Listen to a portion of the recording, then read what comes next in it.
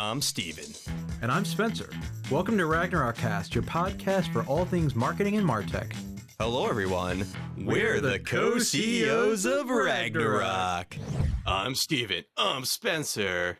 We're the co-CEOs of Ragnarok. Psh. Hi, everyone. And today we have an honorary third co-CEO with us, Drew. Welcome, Drew. Thank you. Thank you guys for having me. Drew Price. Great to be here. Drew Price in the house. Well, I just noticed that I was the only one without my last name in the podcast, but that's okay. You're like Rihanna or Beyonce now. You're just Drew. That's right. Capital letters. Do you feel like you're past tense a lot of the times? You know, like, I'm not Draw, I'm Drew. That's Next year, I'll be going to draw. So if anybody gets through the whole episode, you might notice that we're in this set of clothes and then a different set of clothes in a different location. Well, I'm in a different location anyway. And then it goes back to this. That's because of our we can't talk about it publicly, but we have this proprietary sort of time-bending technology. So basically, if you see it happen, don't worry about it. It's just, you know, these aren't the droids you're looking for. Okay, don't worry about it. So you'll want to talk about how Drew asked us just some really tough questions and had us sweating so bad we had to change our shirts and our locations. Yeah, and you know, the video quality has never changed and has always been perfectly fine. Absolutely. Okay, so Drew, would you mind introducing us to yourself? Sure. And your background? Yeah, absolutely, Spencer. So, hi, I'm Drew Price. I'm a lifecycle marketing advisor. I've been in the space for about 15 to 20 years. Most of that was leading programs on the brand side. These days, I do a lot of advisory work, content, courses, and some freelance project work as well. But the last time I led on the brand side was 2020, leaving my post at Grammarly, and excited to be here and jam out on all things lifecycle. Excellent. You have an excellent Substack. Thank you. And the article, there's actually an article on there that inspired us to do this episode. Do you mind talking a bit about what inspired you to start that? Yeah, the Substack itself, my goals when leaving my post at Grammarly was to lean into mentorship as much as possible. So kind of my primary audience are CRM leads, are lifecycle leads, not so much the brands anymore and the sandboxes they're in. So I'm speaking to my former self as well as just the next generation of talent. And I'm trying to say the things that people need to hear. And oftentimes it's the stuff that they already know, but they just need to hear it from an outside source and someone who's been there before and has made the same mistake. That's kind of the origin story of why scaling CRM. And then since then, that principle of it being for CRM leads is true, but the way I attack that, it changes all the time because I'm just differentiating as much as possible or trying to keep it fresh. I might do a vendor spotlight. I might talk about relationships with agencies. I might talk about case studies, strategy. Sometimes I'm self-promoting courses that I'm doing, but it's all in the interest of empowerment and up-leveling as much as possible. I like that you're saying that it's stuff that people may already know, but either they don't realize they know it or they don't think other people know it. Mm-hmm. To use an example, I was on Instagram a few months back, and there was a post about. Not during work hours, I hope. No, it was definitely at 7 p.m. or 11 p.m. or so. Honestly, it was probably at 2 a.m. No, but there was a post and it said, like, when I was a kid, you know, I used to, when I was bored and looking out the window when my parents were driving, I would pretend that there was a little man running alongside me on the side of the road. And then there was all these reactions like, oh, wait, I completely forgot about that. I did the same thing. Like, in my version of it was that there was a ninja running along the power lines. Mm-hmm. But other people were like, there was a guy on a motorcycle doing tricks. And it's just like, it's funny. Like, it's this thing that everybody apparently did, but no one realized it. And so it was nice to hear it just said out loud. Sometimes, even if it seems obvious, it's not. You just need to be the person to say it, and that actually has a lot of power to it. Well, listen, when I'm going through and, I'm humming and I'm driving down, the work lane and doing some advisement, I've always got Drew in my sidecar on my motorcycle. Just, he's there, he's with me. I've got the advice ready to go. I'm ready to throw him out there. Okay, wait. So you're doing technical consulting, and you're saying that you look out the window and you see Drew there, and he's giving you advice. He's like, "You're talking to the marketing team, buddy. You gotta make this marketing friendly." And you realize he's not there, though, right? Like that's, or do you think he's actually there? That's the line that we have to draw. I'll leave that to the audience to decide if he's there or not. That there's a beautiful mind too for you right there.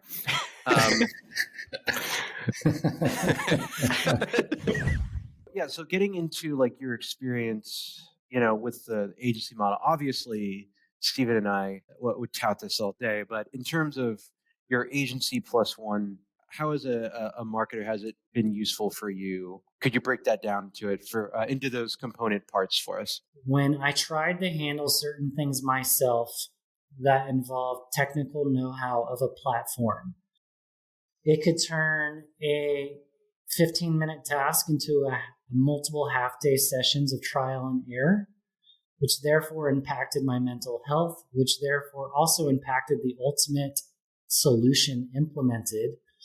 And then if you continue those habits, you create this false positive of excellence when in fact you're just constantly duct taping solutions together left and right. And at the scale of Grammarly, not that many people will achieve that type of scale because we're talking, tens of millions of active users, hundreds of millions of people in the database. Like even at the early stages, me incorrectly setting up a trigger email or setting up a journey incorrectly or setting up sequences incorrectly or mapping fields incorrectly, that has such downstream impact. And when you're running that lean, oftentimes you're not going to recognize that there's been an error pushed into production.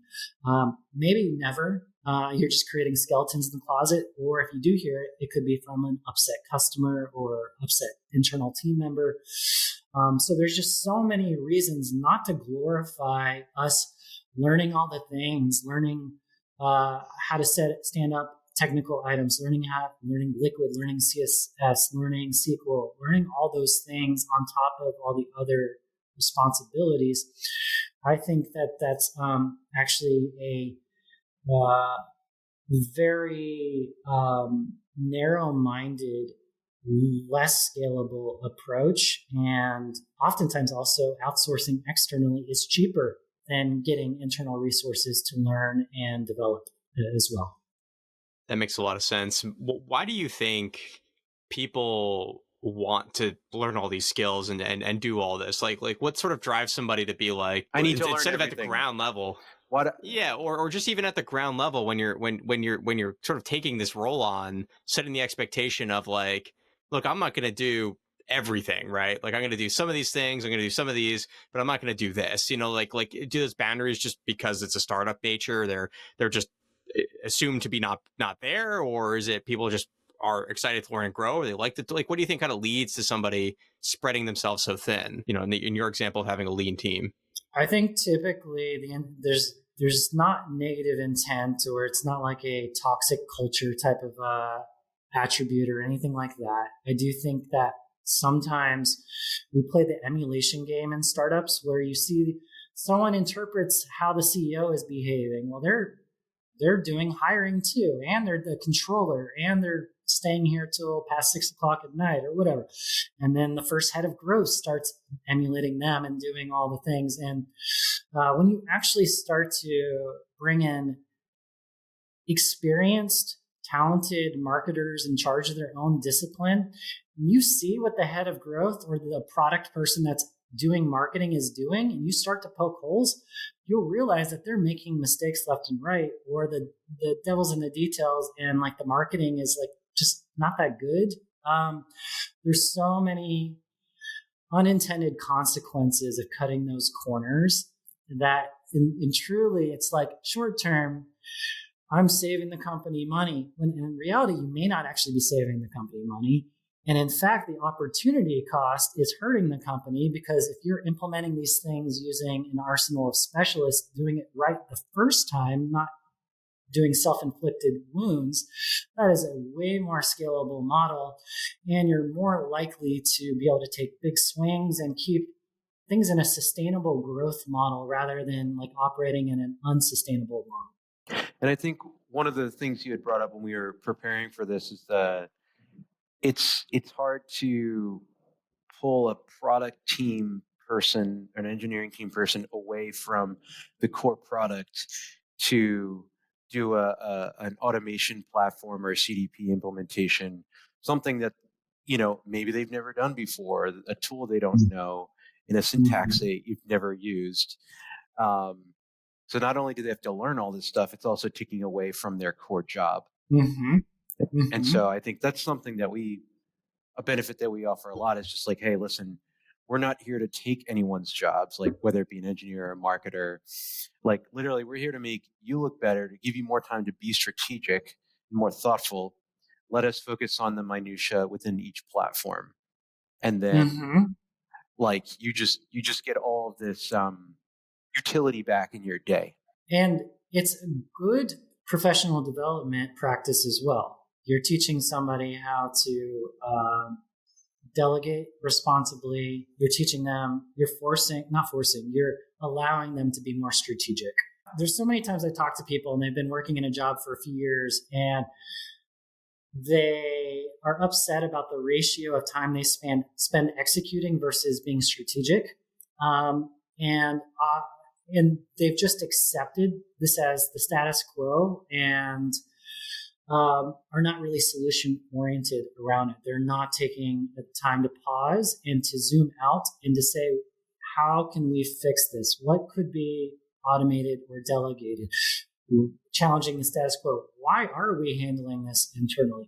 Do we need to fully rely on this new marketing ops function, or who's best to be in charge of reporting and keeping an eye on monitoring and all of that? Oftentimes, there are things that you should still handle directly, but at the end of the day, you should be focused on innovation, moving the program forward, retiring things that are not effective, searching for the truth on what you're maintaining. A lot of times we're maintaining programs that are actually not really driving incremental improvement, but we wouldn't know it based on the way we're measuring it.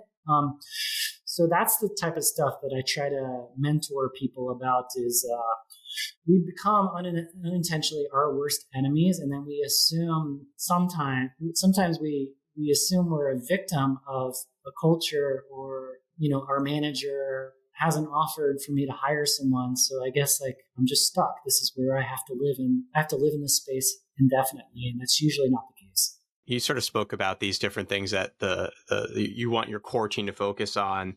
How do you think about going and actually hiring for those roles? Like, what are you looking for? How do you actually even think about building out the team compared to like what you will sort of outsource, so to speak, versus what do you want to have kind of internally? And what are your expectations with your outsourced resources? So when I did start to scale the team internally at Grammarly, for example, back in 2019, well, first of all, me and my ex-manager, Yuri Timin, we first said, let's define the functions, mission, OKRs, essentially our North Star, values, our principles, our operating principles. This was a time where I was suddenly, this might also be very relatable, going from being very proactive to suddenly becoming more of a services function as Grammarly grew. More teams, customer insights, product marketing. I stepped outside of product marketing and just focused more on lifecycle as I continued my journey there. I was becoming more reactive to other people's ideas and needs. It was very important to me not to solve for short-term pain points or just hire my way out of like that situation. While that can be an effective model from an operational standpoint of like finding solutions to get yourself out of the weeds, what was more important to me was to think long-term and to set people up into a role that was exciting, but most importantly, that principle of impact. So I hired a lead for product engagement based on the nature of Grammarly as a free and paid product and a utility software company. It made sense to have someone in charge of product engagement. One of our biggest, most important metrics to investors, to us internally, weekly active users, daily active users. We need people getting value out of the product, understanding the product, etc. So not a monetization focused role. The other lead I hired was a monetization focused role and acting more like a growth marketer at scale, running experiments, setting up high tempo testing, basically do everything they could to move the needle on monetization, but not at the expense of engagement. And so those two there's a little bit of a Venn diagram where there's a little bit of overlap. But what I didn't do is hire a campaign manager, someone to just execute campaigns A to Z. That's not super strategic to me. What I didn't do is just hire another generalist to have the same scope that I had, but to handle day-to-day operations. It was important to me to have a goal that was both important to the business, but also would drive impact. And then the other one was an internal operations specialist to figure out how to stand up a services agency and to be more effective at servicing internal clients. Yeah, and I liked your point about okay, we could hire for these specific pain points to solve our issues right away, but internally here at Ragnarok, I call that a desperation hire. Not that we haven't done it, but I don't think it's a good strategy, at least for us. We're like a baseball team where we like to invest in people over time, rather than just slapping a Band-Aid on it. So it's a mix of bringing in. So we're a minor league baseball team then? No. We're bringing people up from the minors. So for the Mets, where we trade other people from other teams, but we're also bringing up promising people from the minors and trading them from our farm team down in AAA and High A and all that. Got it. I know you said the Mets, but I heard the Phillies, so I just want to let you know that, for anybody listening who doubts my baseball allegiances since I moved to Philadelphia, please don't hurt me on the street. Steven's wife will not let him wear his Rangers hat because she's worried that he'll get beat up in Philly. That's a fair concern. Yeah. So, Drew, you've talked about your time at Grammarly. You've talked about why it's great to have specialists in an agency format join the team so that your team can focus. Mm-hmm. It can sometimes even be cheaper than hiring a bunch of specialists because it may not always be a full-time job for all these different specializations. Mm-hmm. Do you mind talking a little bit about how we all got involved and how you've seen that play out to your model in your article? Yeah, sure. So I started my journey with Grammarly in 2014. Fast forward, we're 10 years later, 10 years plus. The thing that's always been true is we need support, very specialized support to augment the complexity, the technical needs, the platform learning curves, okay, you have the strategy, but how do you implement this? And so when it was a very lean team, myself and a few others, the agency provided so much support so that I could stay above water and just as much as possible focus on strategy. And when hiring a team, that was the same goal. How do I bring people in and not just give them all the A to Z grunt work so that they're perpetually drowning, but how do I keep them above water as strategists? And in 2023, Grammarly made the decision to move off of our prior platform, Salesforce Marketing Cloud. We had an agency that was only associated with Salesforce Marketing Cloud. So at that time, I started looking as a consultant to Grammarly, in the last couple of years, so not as a full-time employee, but I started doing a little research to find a new agency that could support us, because even though I knew the team had grown, even though I knew they were standing up a marketing ops operation internally, there's still so many use cases I could think for agency support, especially on the heels of a migration for a program as large as Grammarly's. And so at the lowest common denominator, it's like an insurance policy to have those experts in your corner, but knowing the nature of our programs and the expansion into enterprise and not just consumer for Grammarly, it's like always the goalposts are moving. So same principles. We need technical support. We need people that understand now iterable, and potentially have decades of experience. Although I know iterable's only been around for a decade, but I mean, when you stack up all the different people that are there, we just can't compete with that internally. Why should we? Why should we spend our time spinning our wheels trying to become experts at iterable when we can outsource that with a trusted partner and, again, focus on innovation, focus on strategy. So Ragnarok became one of the few candidates, and then Julie Long and the team decided to bring you all in, and so far it's going really well. Happy to chat about that further.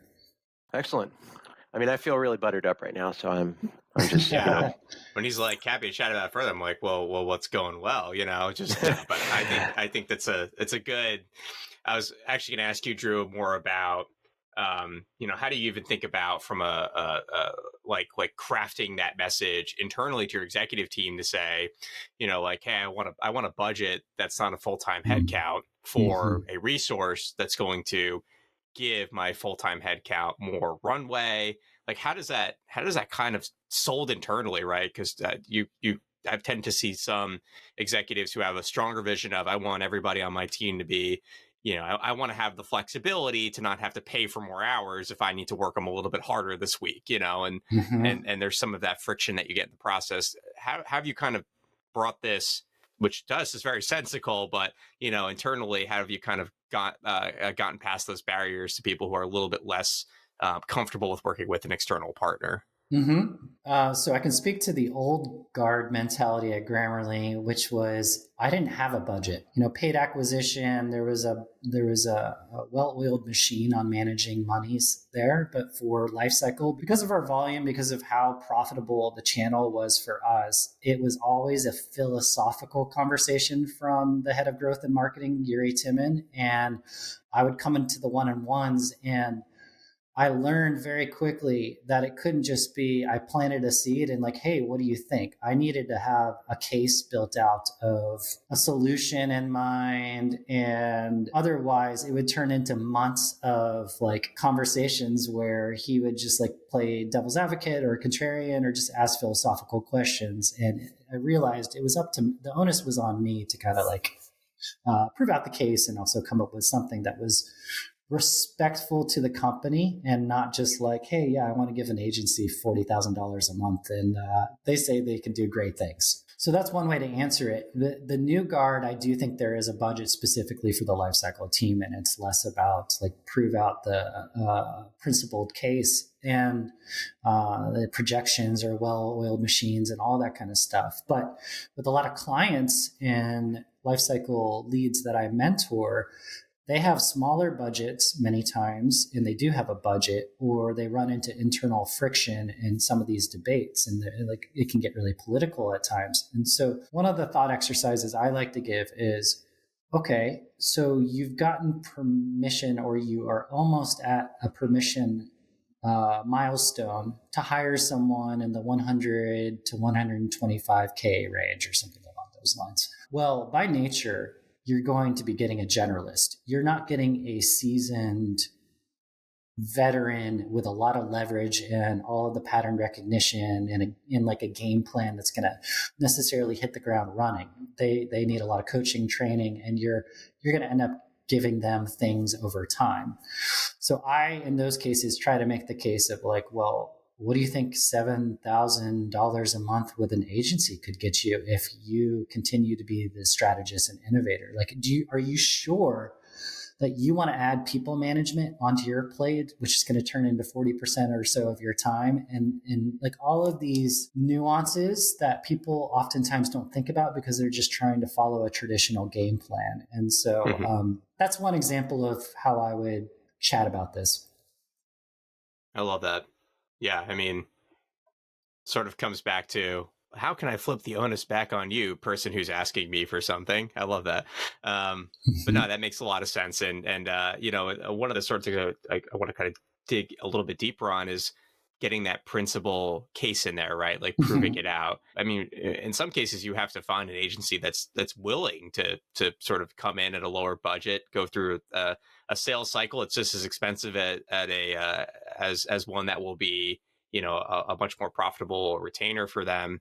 How do you kind of sell the agency on this idea? I mean, you know, obviously people are chasing the work, but you know, we just kind of being on this side for so long, have such experience on it. You know, you don't really want to be in a cycle where you're selling hope. You want to, you know, you want to sort of sell the resourcing and the outcomes, as opposed to let's try this for 3 months and hope that, you know, we can build enough executive alignment, because that's always a tough, you know, thing to negotiate, where you're investing so much upfront time and, you know, going over hours purposefully just to get the project underway. And you're not going to really, on the chance that you might be able to claw some of that back. Yeah.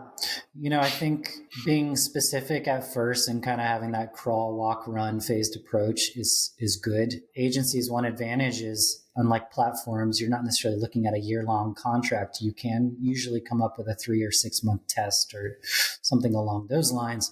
With Grammarly, the first thing that we outsourced is support, ticketing support and investigations. I was just tired of the bureaucracy of not getting the right answer within 48 hours from submitting a ticket on Salesforce's portal, being mostly a self-serve client.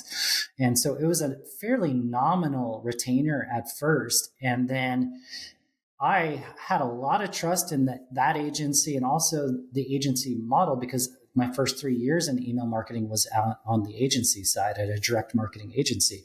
This was in the 2007 to 2010. And we were doing A/B testing. We were getting tons of campaigns out per week for the Home Depot. And I did that for 3 years. And I understood that if an agency can work, it's which agency, and they're obviously not all equal. But yeah, for me, it was just, I need to get them in the door. I know how good these people are and how much easier they're going to make my life. So let's start with this pain point, the ticketing stuff. And then it's great to know that they're full service behind that. And we can see what else we can give them over time and test them out. Let's just test them out. Makes sense. Yeah, I mean, I think we went through the same exercise with IT, where we had a whole internal debate for a few months about whether we were going to hire an IT team internally. And it's just like, who's going to manage that person? Well, none of us are IT experts. You know, like, how do you grow their career? How do you train them on anything? It's like, so we made the call to bring in an MSP. We found one that was really good. We're still working with them a few years later. So there were some growing pains at first as we got used to this, like, wait, I have to tell you to do that, and I have to click what now? But overall, like, the fact that we don't have to think about it 99% of the time, and they do all the setup and everything, it's just, it's like, okay, we can focus on what we're good at, what our goals are, and this IT team who knows exactly what they're doing on the IT side, this very narrow focus, like, we just trust them to get it done, and they do. So, Nice. Yeah. Great example. And I think, just to bubble things up to a framework of what I'm trying to communicate, is low risk, high leverage. Find something that's low risk, high leverage, and like repeat and keep trying that. So to recap what we've talked about today, it's all about why you should work with an agency, which is pretty much all the time. Feel free to hire us. It's fine. No, it's when you are trying to expand your initiatives, when you're trying to get more done, when you see there's all this opportunity, but if you keep hiring generalists, it's not really going to get you the outcome you want. And if you bring in specialists who focus on a few hours a week doing email production or writing a very detailed brief about one specific campaign, then that's what they do all day, every day. And so you're getting a much better outcome. It would be impossible, unless the company is like an insurance provider or something, to have a full-time role doing just email design or just email production. It's something that's more like, 10 hours a week or 15 hours a week or something like that. So Drew, what's your take on that? I'm kind of cannibalizing and butchering your article, but please give us your take on that to kind of wrap us up here. Yeah, no, I like your perspective there. That was great. You did good, Spencer. So Thank you. I guess to wrap it up, what I would say is our job is to drive impact, to build trust with customers at scale, and to try and stay in innovation mode as much as possible. A lot of times we do what we think is the most comfortable approach or what is expected of us, and unknowingly create a Frankenstein and a situation where we are now stuck in maintenance mode and we get well beyond that state of innovation and impact and truth and trust. And it's usually unintentional, but it happens all the time. And so I'm contrarian that you need to do empire building and have, and become people manager of people managers and do all these types of things. I think run as lean as you can for as long as you can and outsource those specialized technical areas of your day-to-day operations. You'll thank me later. And I think ultimately you'll just stay above water and be able to focus on the forest from the trees. Steven, do you have anything to say? Do you have anything to say for yourself, young man? Oh, I have lots of things to say for myself, sir. No, I think just to echo back, Drew, just really appreciate you being on here, and I think just the fact that you are a coach and a mentor really comes through in the conversation here. And I would of course encourage anyone who's in a CRM role or marketing ops role that could largely benefit from your coaching or mentoring to reach out to you, especially as much as we love to self-promote on our own podcast. I think it's, equally you've been an amazing partner for us as well. And so, I think there's a lot of folks out there that could benefit from your knowledge and your experience. Appreciate that, Steven. Yeah, hit me up anytime. Career advice, tech stack advice, agency advice. I love having those conversations. We'll put up a link to Substack. We'll put your social security number and your home address, your deepest, darkest fears, and everybody can reach out and you'll take it from there, Perfect. Happy to return the favor, by the way. All right, guys. Well, thank you so much. I think that's all for today.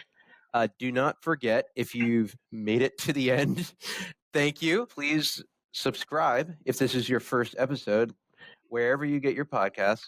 Follow us on LinkedIn because that is the main social platform that matters for us. We have a large following on there. Instagram's a little sad. Follow us on LinkedIn. All right. Thanks, everybody. Bye. Adios. Bye. Bye. Thank you.